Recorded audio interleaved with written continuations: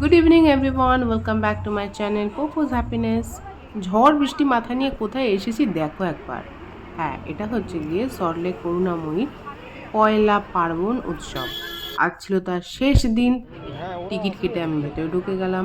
ভেতরটা খুব খুব খুব সুন্দর করে ডেকোরেশন করা ছিল, একদম বাঙালি আনায় পুরো ভরপুর। আর এখানে ছিল কিছু কম্পিটিশান, যেটা আমাদের বাঙালি ট্র্যাডিশন, আমাদের কালচার সমস্ত কিছুকে তুলে ধরার জন্য একটা এখানে কম্পিটিশান হয়েছিল। আর সেই কম্পিটিশানে বডি আর্ট থেকে শুরু করে অন্য সমস্ত ধরনের কস্টিউমের প্রদর্শন এখানে হয়েছিল। প্রত্যেকে এখানে আলাদা আলাদা ফ্রেমে আলাদা আলাদাভাবে নিজেদেরকে সাজিয়ে এখানে প্রস্তুত করার চেষ্টা করেছিল। টেরাকোটার কাজও ছিল এখানে, মানে বাংলার ঐতিহ্য এবং বাংলার বিভিন্ন ডিস্ট্রিক্টের যা যা স্পেশালিটি ছিল তার সবটাই এখানে তুলে ধরার চেষ্টা করা হয়েছে। এই অনুষ্ঠান শুরু হয়েছিল 12 তারিখ থেকে, আই মিন 12ই মার্চ থেকে। আজ ছিল তার লাস্ট দিন, 15ই মার্চ। তো আমি তো অলওয়েজ লেট, আজকেই আমি সময় পেয়েছি লাস্ট দিন, তাই ভিজিট করতে গিয়েছিলাম। এখানে প্রচুর পরিমাণে কালেকশন ছিল হাতের কাজের। আর ছোট ছোট শিল্পীদের, ছোট ছোট ব্যবসায়ীদের এটা একটা অনেক বড় প্ল্যাটফর্ম। তারা তাদের নিজের ক্রিয়েশনকে, তারা তাদের বুটিককে এখানে প্রেজেন্ট করার সুযোগ পেয়েছে।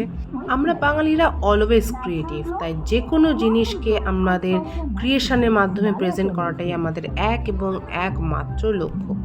পুরো জায়গাটাকে এত সুন্দর করে, এত অ্যাস্থেটিক্যালি সাজানো হয়েছিল যে পুরো মনে হচ্ছিল 16 আনায় বাঙালি আনা। আর বাঙালি যেখানে, সেখানে খাওয়া দাওয়া থাকবে না, এটা তো জাস্ট হতেই পারে না।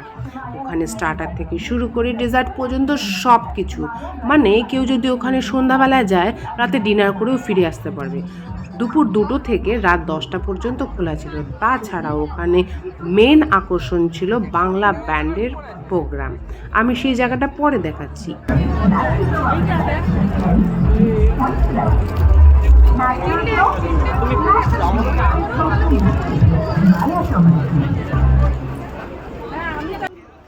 ঘুরতে ঘুরতে ঠ্যাংটা প্রায় ব্যথা হয়ে গিয়েছিল।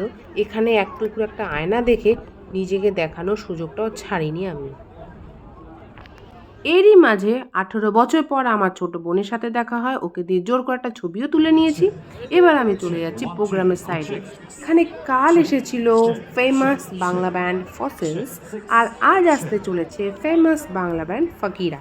বাট প্রোগ্রাম শুরু হওয়ার আগে, ও মাই গড,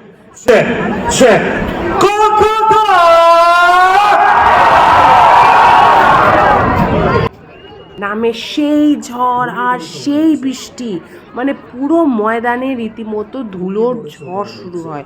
প্রত্যেকটা কাউন্টার নিজেরা নিজেদের মতো করে ঢাকা দিয়ে, চাপা দিয়ে বৃষ্টি আটকানোর চেষ্টা করেছিল।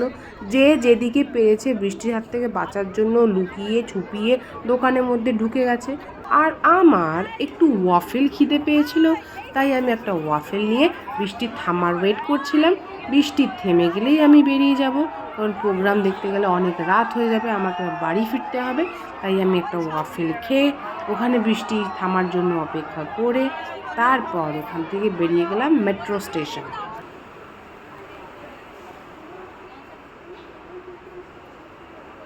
চলে এসেছি মেট্রো স্টেশন। এবার আমি মেট্রো ধরে চলে যাব আমার বাড়ি। আমার এই ছোট্ট ভিডিওটা যদি ভালো লেগে থাকে, do like, share, subscribe my channel পোপোজ হ্যাপিনেস। ফিরে আসবো নতুন একটা ব্লগ নিয়ে। Till then, take care, bye by.